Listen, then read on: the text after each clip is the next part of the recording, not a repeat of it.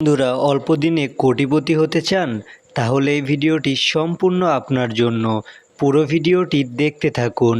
আমাদের কাঙ্ক্ষিত অ্যাপসের মধ্যে প্রবেশ করলে এমন একটা ইন্টারফেস দেখতে পাবো। এখানে দুইটি অপশন দেওয়া আছে, লগইন এবং রেজিস্ট্রেশন। যারা রেজিস্ট্রেশন করবেন তারা এখান থেকে রেজিস্ট্রেশন অপশনে ক্লিক করবেন। তারপর এখানে তিনটি অপশন পাবেন। এখান থেকে প্রথম অপশন অর্থাৎ ইন ওয়ান ক্লিক, এই অপশনে ক্লিক করবেন এবং এখানে কান্ট্রিতে বাংলাদেশ, কারেন্সিতে বাংলাদেশি টাকা বিডিটি থাকবে। শুধুমাত্র প্রোমো কোডের জায়গায় আমাদের অফিসিয়াল প্রোমো কোড NA50 এটি ব্যবহার করবেন। আমি আবারও বলছি, আমাদের অফিসিয়াল প্রোমো কোডটি হলো NA50।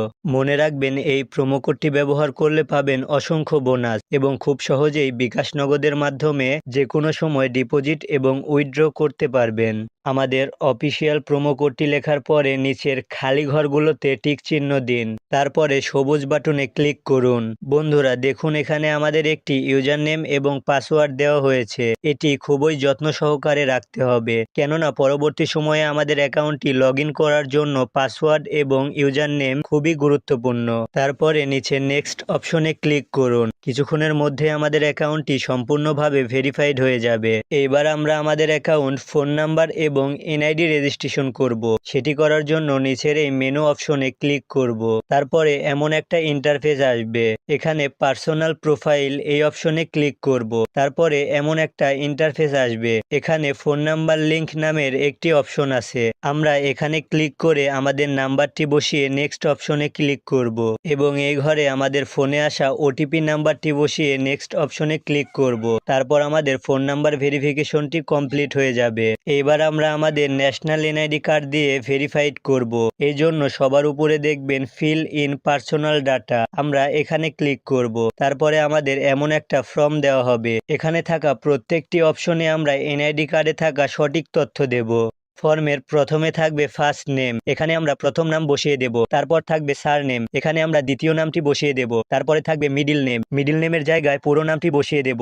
ডেট অফ বার্থ, এখানে ন্যাশনাল এনআইডি কার্ডে থাকা জন্ম তারিখটি বসিয়ে দেব। প্লেস অফ বার্থ অর্থাৎ জন্ম ঠিকানা, এখানে আমাদের জন্মস্থানটি লিখে দেব। রিজিয়নে ক্লিক করলে সবগুলো বিভাগ চলে আসবে, এখানে আমাদের বিভাগটি সিলেক্ট করব। সিরিজে ক্লিক করলে পৃথিবীর সকল শহর চলে আসবে, এখান থেকে আমাদের শহরটি সিলেক্ট করব। রেসিডেন্স অ্যাড্রেসে ক্লিক করে আমাদের জেলাটি বসিয়ে দেব। ডকুমেন্ট টাইপ সিলেক্ট করে ন্যাশনাল এনআইডি সিলেক্ট করব। সিরিজে ক্লিক করে 01 বসিয়ে দেব। ডকুমেন্ট নাম্বারের জায়গায় এনআইডি নাম্বার বসিয়ে দেব। ডেট অফ ইস্যুজ, এই জায়গাতে এনআইডি কার্ডের পেছনে থাকা ইস্যুজ ডেটটি বসিয়ে দেব। ইস্যুজ বাইয়ের জায়গায় বাংলাদেশ গভর্নমেন্ট বসিয়ে দেব। সবকিছু সঠিকভাবে বসানো হলে নিচের কনফার্ম বাটনে ক্লিক করব।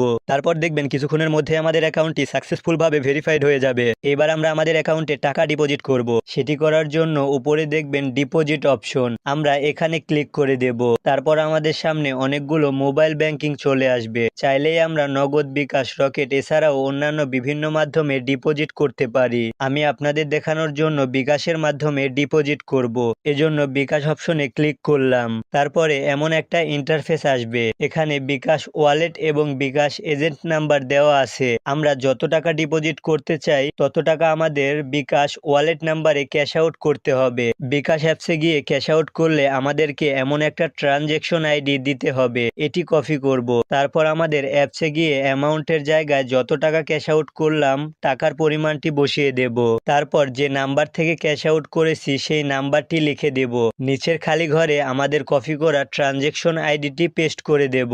তারপরে নিচে থাকা কনফার্ম অপশনে ক্লিক করব। দেখবেন কিছুক্ষণের মধ্যেই আমাদের অ্যাকাউন্টে টাকা ডিপোজিট হয়ে গেছে।